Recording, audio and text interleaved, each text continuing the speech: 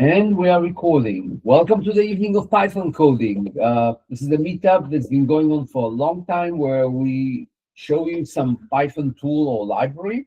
Each month we bring you something else. This time I'm very pleased to have Greg Freeman here. He has a long record of attendance in the Python meetup. He was here before me. So, and he's a very beyond that, he's a good speaker. He's a very nice person as well. So today he volunteered to show us something that he's working on in NVIDIA, which is the NeMo Agent Toolkit. And at this point, since I understand less about what he's going to do, I'm going to pass it to him. Greg, go ahead, take it from here. Hi, everybody. Thanks for that introduction. I'm going to talk about the NeMo Agent Toolkit. It's an open source Python library that you can use for agent development. And the key thing that I want to emphasize is there's so many different, agent frameworks out there and so many different toolkits. And this is not one that's going to replace those. It's designed as a toolkit, which is going to supplement those other ones and kind of take from an agent from a concept to something that's useful and kind of makes agents better. And let me go ahead and share some slides. Excuse me, I've got a big deck, but I'm not going to present them, so I might be jumping through some quickly. And that's just I've got this convenience of a deck pre-built that I'll kind of jump through. So NeMo Agent Toolkit, so evaluation and observability. And so, as soon as you kind of get an agent that's doing something useful, really important thing is to kind of set up some evaluation. So you want to kind of set up a list of prompts that and some kind of answer or some kind of rubric for what makes a good response to different prompts, and to be able to repeat those and have observability. And so oftentimes when you have an agent, it does many different activities, and it's really important to have observability of, hey, what's going on in that? You want to be able to evaluate the performance of it, what are your bottlenecks, and also kind of reusing of tools and whatnot of what. So this is kind of big, but let's jump to another slide here. So let's see. So this is kind of like a block diagram of a typical kind of agent chatbot. And so what makes an agent? So you've kind of got this idea of a LLM, large language model, and you've got the idea of tools. And so you kind of take tools, an LLM plus some kind of context, and put it together into an agentic loop. And so the idea is with your agentic loop is your agent is choosing, hey, what do I need to do to solve a problem? And maybe you're going to call a tool, and then after you get the answer from that, maybe you wanted to call another tool, and you're kind of progressively, solving a problem and doing this loop to kind of help solve the problem. But you might have an evaluation system, you might have kind of a configuration, you might have a fast API endpoint, you might deal with some tools may need a retriever, you also maybe need telemetry and observability, and other tools you're kind of building together. This is kind of a pretty slide. Let me jump through a couple of, we were talking about that. From the standpoint of a developer, we've got the NeMo Agent Toolkit. I said it's not replacing it, it's kind of supplementing. And so we've got a whole bunch of these plugins. So when you install NVIDIA NAT, you kind of get the core framework, but it has a whole bunch of plugins. So we've got LangChain, we've got Open Telemetry, we've got Phoenix, we've got Weave. And so you can pull in a lot of these tools that kind of build these connectors that can connect your agent to many of these different frameworks. So LangChain is the easiest one to use out of the box. And one of the things that makes it easy is you don't actually have to write any Python code to do a basic example and get something running. You could do a configuration that's in YAML, And so this YAML configuration can spin up an agent without actually having to write code. You can always write code to do more things. You can have reusable functions. You can write functions as Python code with a wrapping system, or you can do an MCP server. And so an MCP server could serve as your function. But since it's kind of connecting a lot of these different things. So LangChain is a very popular agent framework that allows you to build agents and connect to different LLMs. LangGraph is the kind of agentic loop that allows LangChain to run agents. OpenTelemetry is a way in which you can send your what's going on in your agent to some kind of observability tool. Phoenix is this open source tool. It's an open source telemetry tool that we're going to be demoing today that's going to be observing what our agent is going to be doing. Weave is part of the weights and bias system. This is a paid product, but we have connectors like this that allow you to connect things to weights and biases. And so for some of my internal tools, I'll use weights and biases to help collect evaluation metrics on how my tools are doing. But we don't necessarily need to use weights and biases. We've got many other tools we can connect to. The configuration system, and so I mentioned a YAML configuration file, and this is an example of a configuration file. And so we can define functions, we can define our LLMs, and we can define our workflow. And there's different types of workflows. We've got our React workflow, which is a very common one, and a tool calling workflow. They're very similar, but essentially a React framework, which is very similar to a tool calling in this context, is essentially your LLM does something and then you call a tool. And so you have this, you think of the LangGraph framework, you do one action and then you have this kind of graph of things. So you basically call your LLM, then you do a tool, call your LLM and do a tool. And so it's a very generalized architecture that you can use to solve many different problems. Let's see, and so we can also structure many different types of LLMs. So we can connect to third-party services. We could run local LLMs. We could run open weight ones in different types of frameworks. Today in this demo, I've got a DGX Spark sitting here on my desk. Let's see if I can pull it up here. So we're going to be running our models here on the DGX Spark for our demo today. And so we'll be using a tool called Ollama, which is going to host our models. And then we'll be configuring our agent to connect to the model running in Ollama on our DGX Spark. Let's see. Okay, a bunch of slides. We're going to jump through this and get to the good stuff. Observability. We want to basically, we can, through these YAML configurations, we can just have it go into an observability tool. We're going to be using Phoenix in our setup. This is an example of what Phoenix looks like.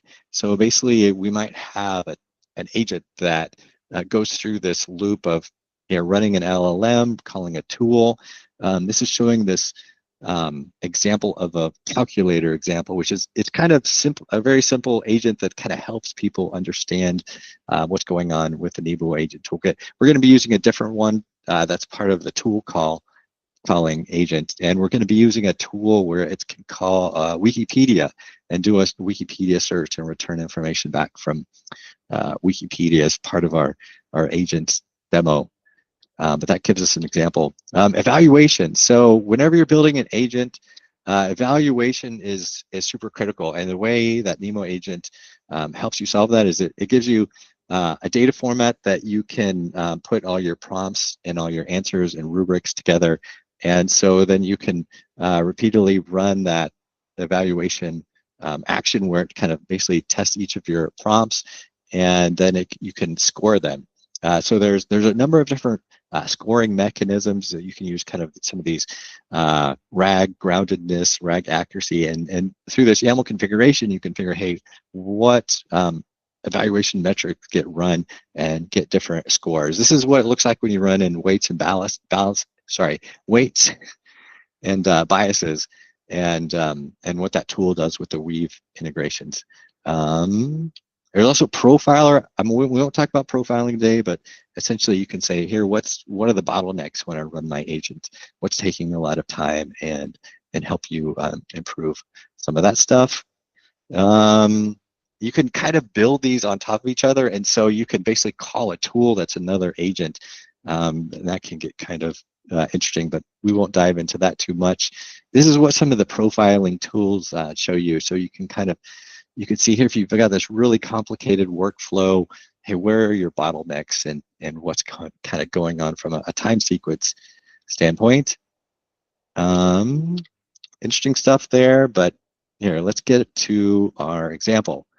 So let's see, I'm going to pull up a VS Code example. Let's see, we're making the... wait. You stopped with something you said guardrails. So guardrails okay. Please explain guardrails. Give a little bit more context, because this is important, because not most people ignore it. In my demo today, I won't be covering guardrails, but essentially guardrails is a secondary model that helps kind of babysit your agent. And so if you are presenting your agent in a public forum, you don't want your agent to talk about certain topics. So you might say, here, this agent is only going to help with a particular task. And you don't want people to start using your agent to kind of produce bad or basic controversial results. And so if you're offering, something to the public, you might have a secondary agent which says, here, this agent is only going to respond about things that it's designed to do. And if it starts producing content that's offensive to people, then you're going to cut it off. And so that guardrails is essentially a secondary system that helps monitor the results and make sure it's not doing something bad. And so, and you can define based on your guardrails of what is that behavior that is good, and what do you want to stop the agent from doing if it starts regressing into some area like that. Let me add a little more. It's a very important security feature also, because if your code involves like doing some, running some commands in some database or whatever, and you can inject, potentially some bad actors can inject bad prompts into your system. So guardrails are very important to protect the user getting responses which can basically attack the system. So I don't know if NeMo takes care of it, but guardrails are used for that as well, for all sorts of like attacks, AI attacks that are happening today. I had to add this because this is important. So the minute I saw that you have guardrails, then I assumed that this is very important. You have very important security, which most agents I saw don't have it really. So this is good. Guardrails, yeah, there's many different uses for guardrails. And when you think of an agentic system, security is going to be becoming more and more important in 2026. And you have to, if you're thinking about security, you think about what's any type of data that can enter your system. And is there what would a malicious person do with any of that data? So security is a very difficult topic. We're not going to be going into that today, but like you said, there are important things to think about. Super important, but unfortunately, I don't have a lot of content to dive into that. But 2026, we're going to be needing to think a lot about agent security. Let's see. All right, so we've got. So underneath the NeMo Agent Toolkit, we've got a examples folder. And under the examples folder, I took the agent for the tool calling agent, and I added a little bit to it. So let me jump to, okay, so we've got this configure YAML. So this configure YAML file is basically defining what your agent is. And so it's, here we've got telemetry. We're going to be using a Phoenix server where this is open source. We're running it locally on our GGX Spark. We've got an agent. We're using the OpenAI protocol, but it's using we're running it locally inside of Ollama, and we're running a GPT OSS 20B model. For functions, there's a Wikipedia search function that we're going to be using to kind of demonstrate the ideas. There's all kinds of different functions. You can put MCPs here as functions. You could code your own functions. There's a lot of different things you can do here, but we're going to be kind of exercising this Wikipedia for our testing purposes. Here we're defining the workflow is the agent itself.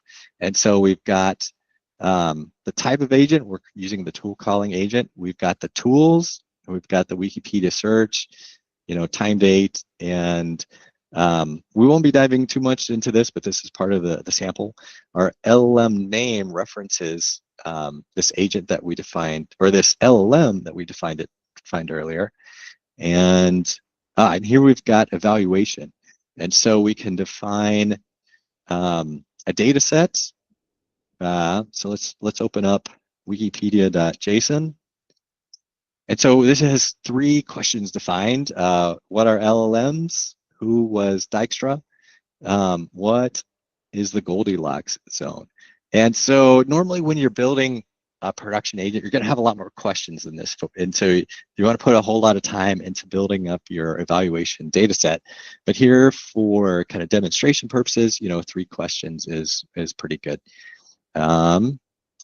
Okay, and so I set up a Python environment. Let's see, let's pull up an agent here.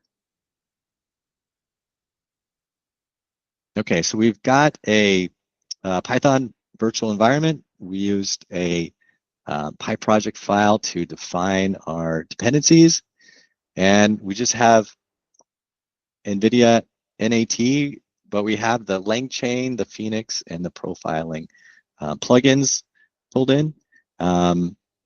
And when we run the agent, so when we install it, NAT is this command line tool. So I can say NAT help, and it gives us all these different commands.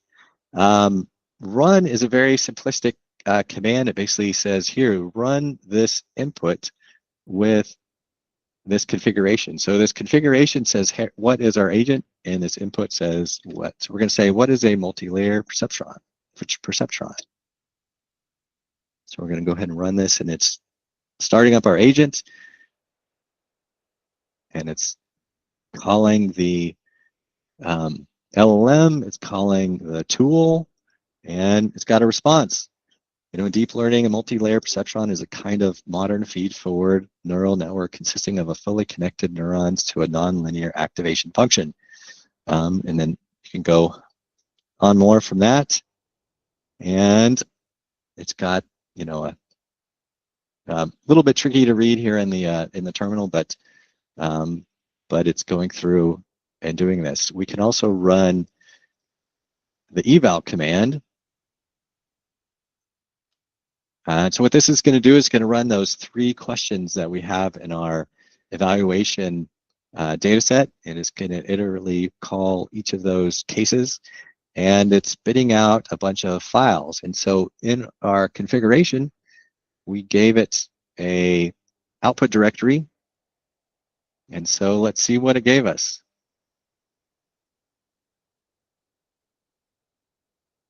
Okay, so it gave us a workflow output. And so we've got our questions. What are LLMs? Answer. This is the answer from our data set that it's kind of using as a reference answer to test the goodness. And here is the generated answer that it came from the agent. There we go. And we've got our intermediate steps, bunch of data here. It's much easier to see the intermediate steps in our observability tool, which we will look at later. And here it's got our total runtime 34 seconds, and it's showing it did 3 different evaluation types. It looked at the groundedness, the relevancy, and the accuracy. And so it basically used those 3 different rubrics to score how well the agent did.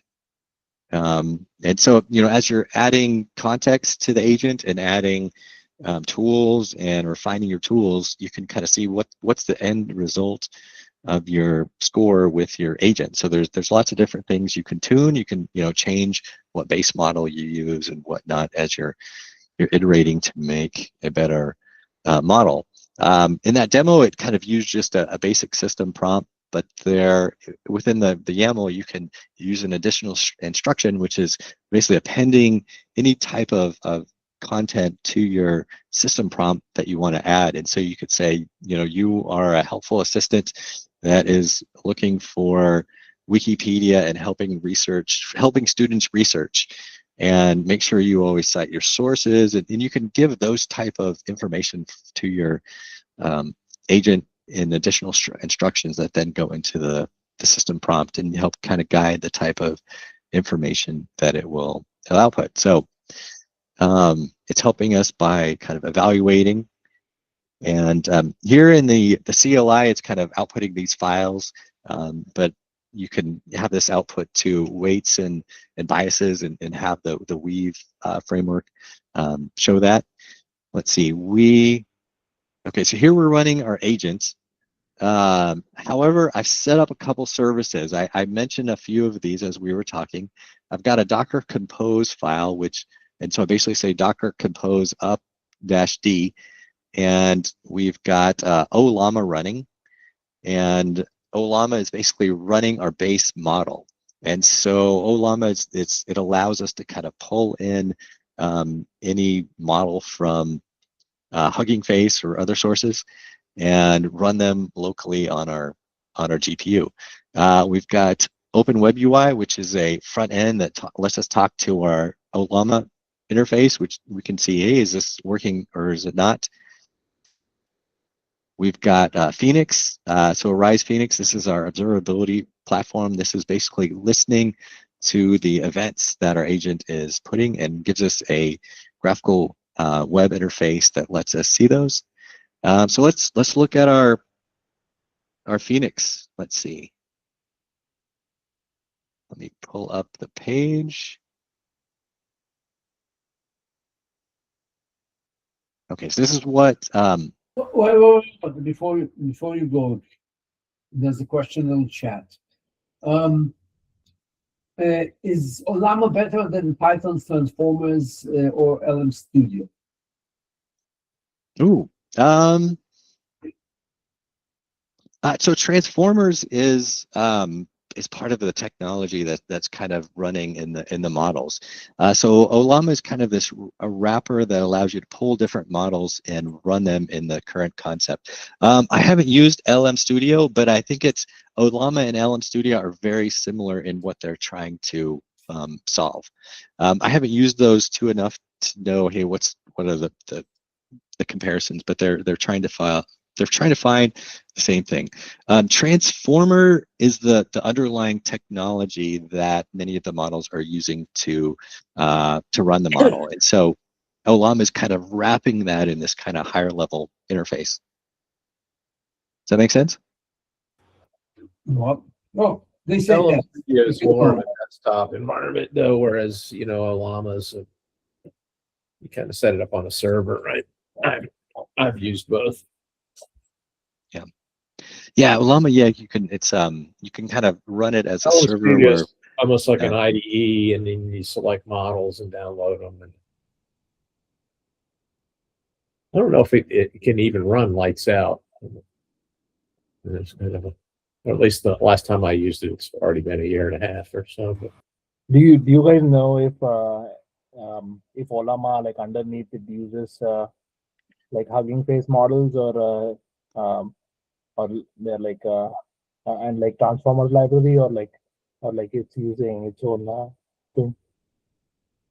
It all that kind of builds on top in the stack, and so Ollama is kind of this wrapper around all that stuff. So it's using your transformers library and your torch library and it's pulling the data from a Hugging Face. So all that stuff works together. Ollama is just the kind of a wrapper around that makes it easier to pull in models and run models. And so Ollama is kind of that orchestrator saying, here I've got enough memory to run this model, start it running. But it's using that same technology that's coming from transformers and Hugging Face.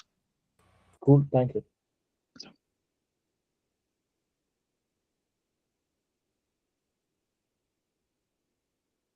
Okay, so this shows the this is the Phoenix interface, and so we had the question of what is the Goldilocks zone, and so we see here first we have a call to our GPT OS 20B model, and it outputs it says do a tool call, do Wikipedia search, and the question is what is the Goldilocks zone, and then we do a Wikipedia search, and so the question is what is the Goldilocks zone, and then we get a document from Wikipedia, habitable zones, and it can talk about in astronomy, all the information about planets that are like Earth and all the other factors that go into defining.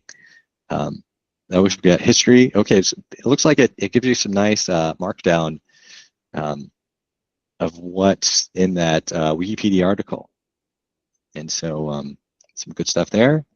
And then here's the second LLM call, and then this gives us that output that kind of ingests that information from Wikipedia and gives us a nice format that the user can look at. Okay, so here, and so these kind of tools are, so if you've got 20 questions and one of the questions you're like, hey, how did it do that? It does something that really surprises you. You can kind of look and see, hey, how did it solve this problem that was pretty tough? Or likewise, when it fails, you can see, oh, how did it fail? Why did it give a bad response? Maybe it got some bad information from a tool or called a wrong combination of tools and made some inferences that weren't correct. So this is kind of an example of what that traceability looks like. We've also got a UI, and so let's see. We're jumping ahead of ourselves. Okay, so we did NAT run, we did NAT evaluate, and then there is another command called NAT serve. So NAT serve essentially runs a fast API endpoint, and it gives you an interface that other tools can call your agent to do different activities. And so when you're running fast API, you can do a /docs. And so it exposed this port 8000. And so when you add docs to the end of that, to any fast API service, it gives you this debug interface that shows you what the endpoints are and whatnot. So we can click to the chat interface and say, let's try it out. And we could, put some question here. This is who are you? But I could say, what tools do you have? And then we can say execute.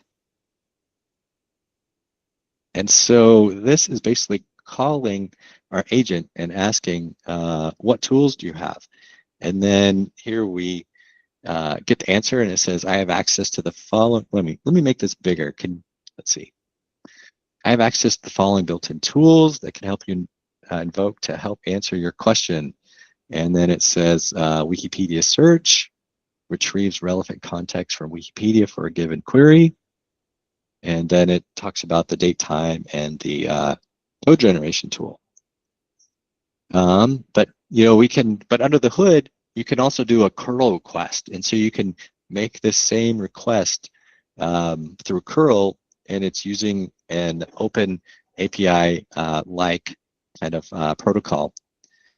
that can call this fast API endpoint. And so, fundamentally, when you run NAT serve, it's basically taking that configuration and it's offering it as a fast API endpoint. To make, so you could, with this, you can use kind of any OpenAI compatible UI. One of the things that's kind of useful when you're working with agents is intermediate responses. And so some of these chat and generate also include something called an intermediate. So an intermediate data doesn't just give you the final answer, but it gives you the steps that it's using to solve the problem. And we've got this UI that kind of helps interact with your agent. Let's go ahead and refresh this, make sure it's running. And we can, ask a question, what is a multi-layer perception?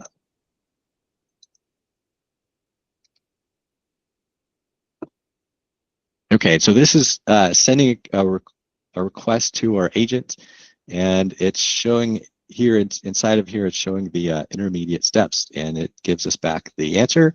And before we saw this in the terminal, here we see it shown in the UI, which is, with reformatting and whatnot, you can see it a little bit better here. So, a class of artificial network that consists of at least 3 layers of nodes: input layer, hidden layer, output layer, fully connected feedforward. You can read more into it, but essentially, this is a little UI that kind of helps you test your agent. But you could build any kind of UI that you wanted to with that API interface with the backend. I think this is a good time to stop for questions.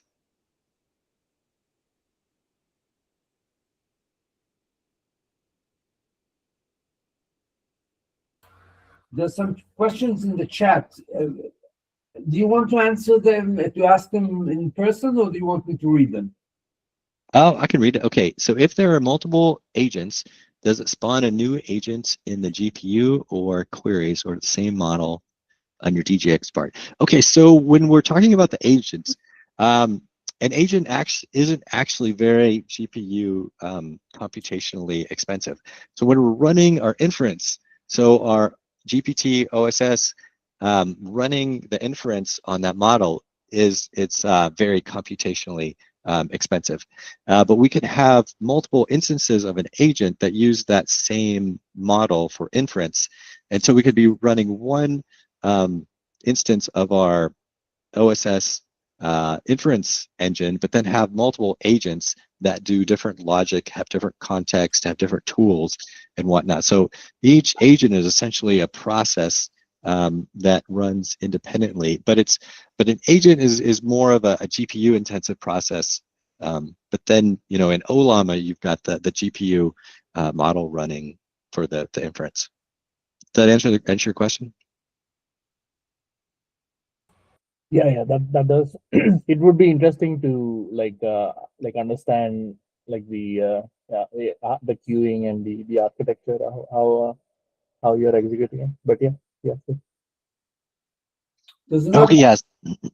Yeah, architecture-wise, it's these are running a lane graph architecture, and so it's essentially running a agentic loop. But everything is it's running asynchronous Python, and so you can have kind of multiple agents, multiple queries into an agent being processed concurrently with asynchronous, and then if you have another one agentic, then when you've got OLAMA, you might have multiple requests, and then the OLAMA would then kind of choose, hey, do I run this query first and that query? But the bottleneck would be in the OLAMA part with serving your model. So there's another question. And completing new learning about agents and all, just question what was the tool that showed about Phoenix. okay, so Phoenix is observability, and so say you deploy an agent to a set of users, and they're kind of beta users, and you want to be recording what your agent is doing, and you want to see here, when does it work and when does it fail. Your users know that their queries are being recorded, and you want to kind of see, hey, how's it doing, and how can I, when does it fail? What kind of tool calls does it make for different types of queries? And let's see, I'll show you that. This is the UI, and so I can see, hey, what are all the different calls that came into my agent, and I can use this to kind of help do some debug and triage when I'm kind of deploying it into a small set of alpha beta users. Is it like an open source tool? We can install it? Is it? Oh yes, this is a Phoenix Arise. It's open source. Yep. And I kind of flashed it quickly, but there's this Docker Compose file, and so this Docker Compose file is getting a image for Arise Phoenix latest, and so it's pulling that image and it's spinning it up, and we're talking to port 6006 through that. So, but this is an image on Docker Hub, and you can, but the source behind it is open source.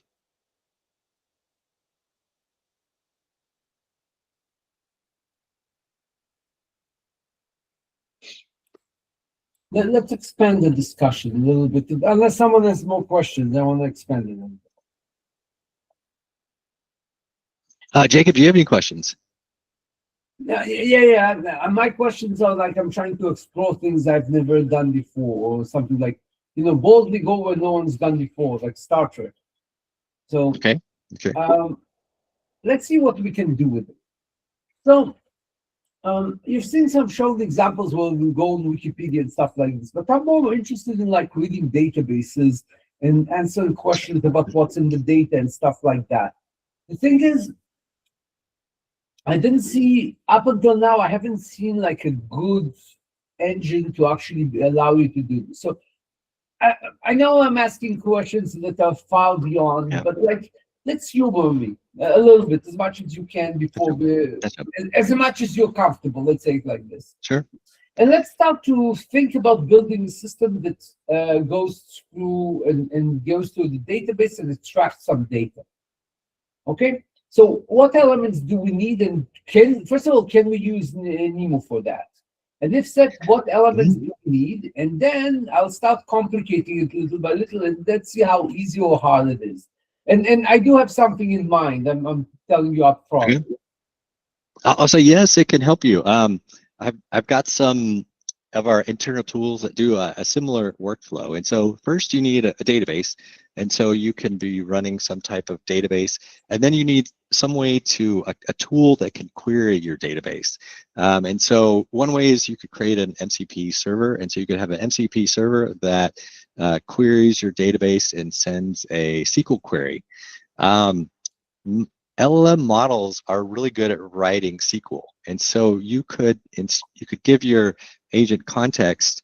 We didn't do it here, but there is a construct called additional instruction that you can give your agent, and that additional instruction can basically say, here are my tables, this is the schema of my tables, and that additional context, with that additional context, that your agent could write SQL.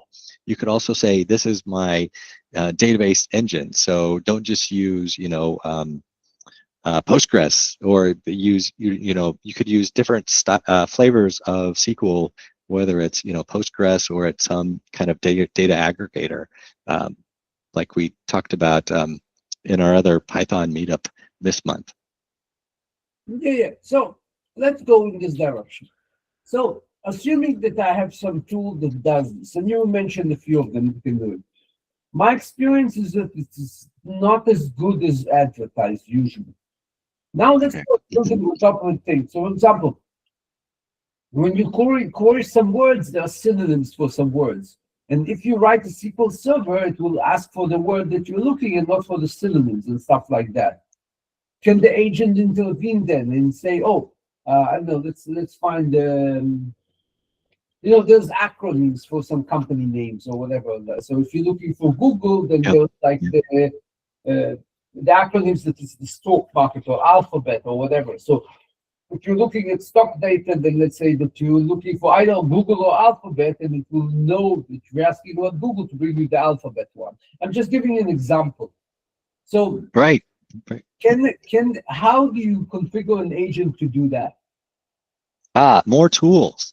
And so the MCP tool interface gives you the ability to basically put any MCP tool into an interface. And so if you've got custom acronyms for your business process, you can make an MCP tool that says, here, define an acronym. And so adding that allows you to define an acronym.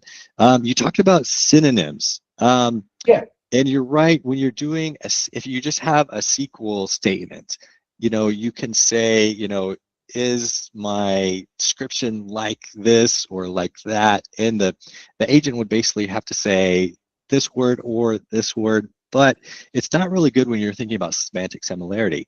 And so what you can do is you can give it another tool, and you can give it a retriever tool.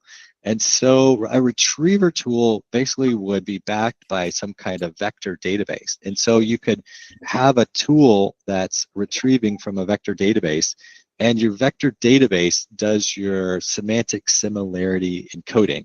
And so you basically have your collection of documents, you feed it into your vector database, and then your retriever tool can say, here, give me something that's semantically similar to my, prompt, and then you can kind of pull that out from there.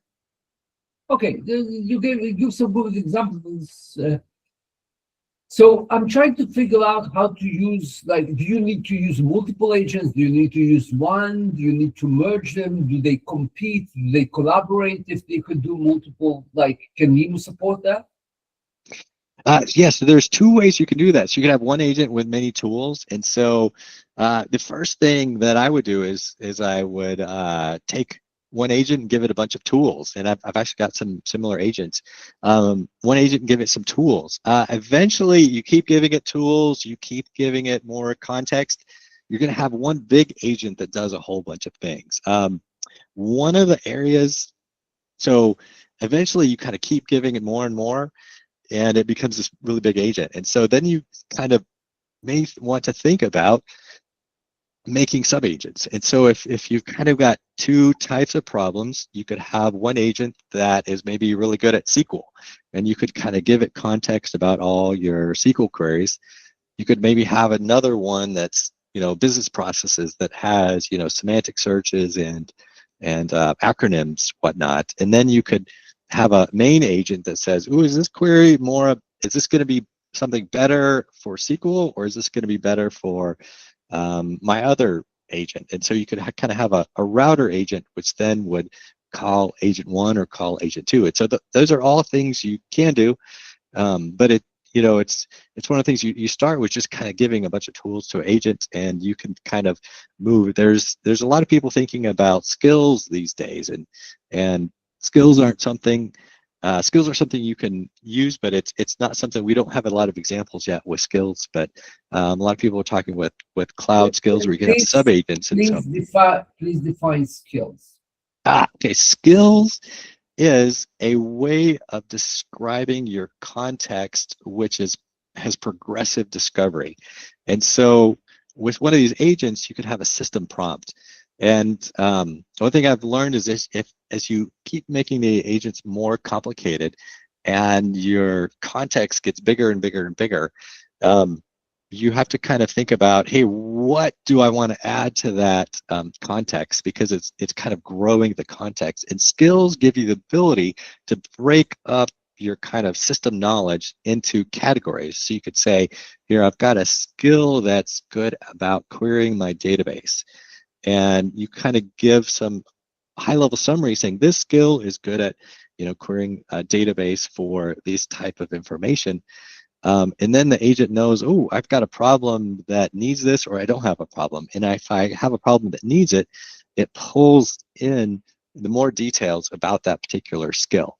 Sometimes you can combine that with sub-agents so that it's basically spawning a new agent for that skill. But the idea is you're controlling the context. Well, you're progressively disclosing more context as you need it, because if you kind of basically give the agent everything that you know, you might hit the bounds of that context window.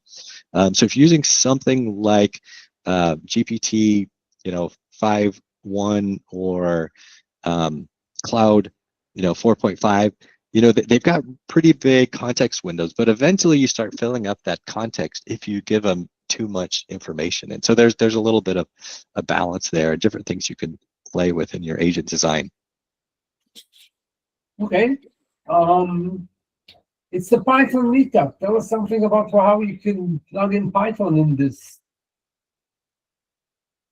Right. Yeah. So this library is basically running Python, and so you can define if you can have user-defined functions in Python, or it's an open source Python module. So if it if there's something that it doesn't connect to, but you would say, oh, I really love it to connect to this other service, you can modify the code and have it connect to different services. So.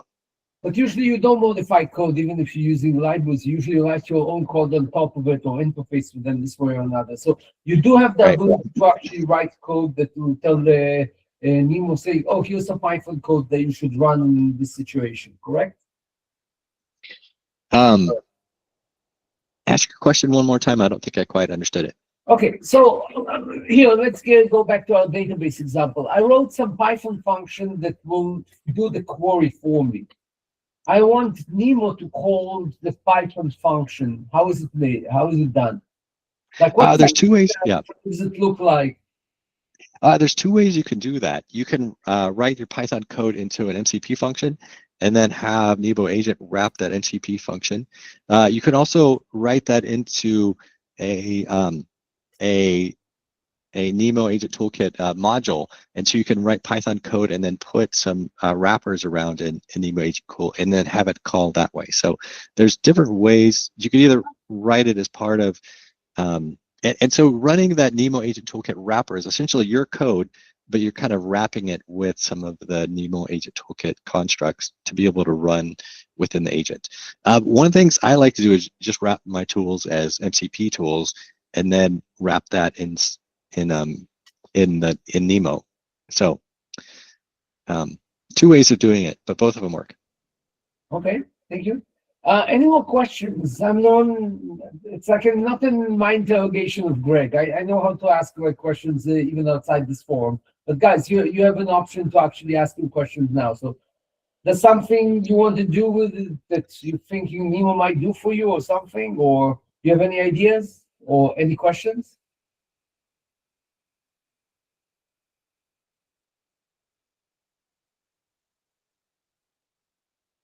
Quiet. You ask them to ask questions and everyone becomes quiet. Go figure.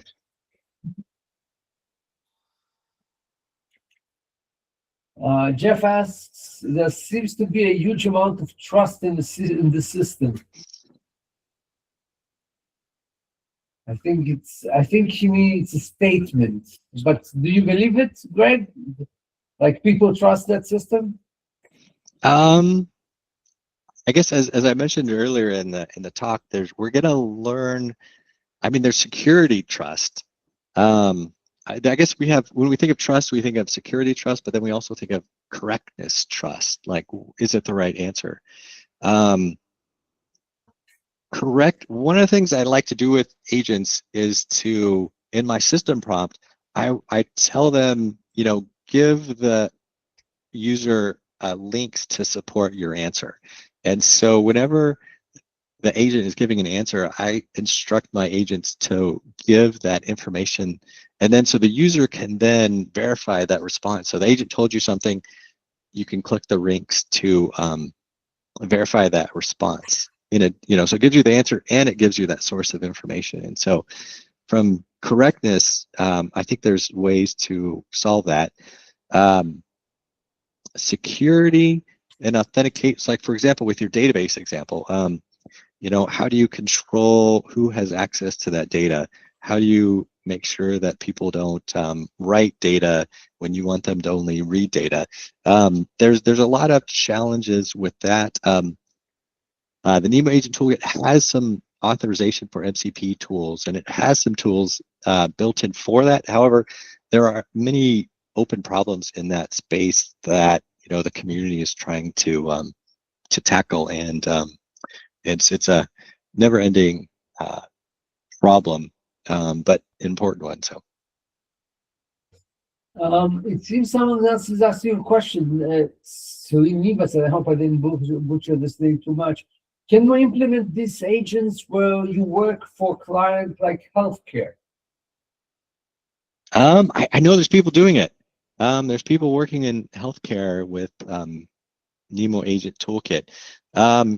With anything, like the trust thing, you have to, that's one of the reasons when you're doing something in something where people are making life-changing decisions, you need to evaluate them and make sure they have good responses. And so these are reasons why it's really important to have good evaluations of your agents and put a lot of kind of engineering into the answers being good. So. What happens if you run Phoenix on itself? How does it profile? Okay. I'm not sure if you can run Phoenix on itself, but essentially there's events. And so when the agent starts, there's different events that get emitted from the agent. And Phoenix is essentially a collector that collects all those events. There's many different things in the market that can do similar things. We've got Datadog, we've got Weave with weights and balances. We've got different things that kind of serve this kind of general thing. It's OTel, observability something, I forget what that stands for, but essentially it's emitting these events, and then you can kind of collect those to see how your agent's doing. You can, if it's in production, you can, monitor things like, how many queries per hour are you getting, for example. Seems quiet. So I think that people ask some questions. Guys, if someone has more questions, please ask now. Otherwise, we'll go on to the next phase of our meeting, which is a free-for-all. We can still talk about things later, but if you have questions, please ask. I have a quick question. You said it emits events. Does it use Kafka or something behind it, like some kind of a orchestrator? NeMo Agent Toolkit doesn't use Kafka, but I believe some of the OTel frameworks use Kafka, but NeMo Agent isn't necessarily built around Kafka itself. But that's an area I'm not an expert on, but I know there's many different solutions out there. Cool, thanks. Any more questions? Questions going once? Questions going twice? Questions going 3 times. Okay, no more questions. So in that case, I would love us to, if we all make some noises, give some claps, thank Greg for his good talk. Don't go away. I'm gonna stop the recording, but now's the time to actually thank Greg. Here we go. There's some nice. So don't go away. We're not finishing this. I'm just stopping the recording now. So stick around.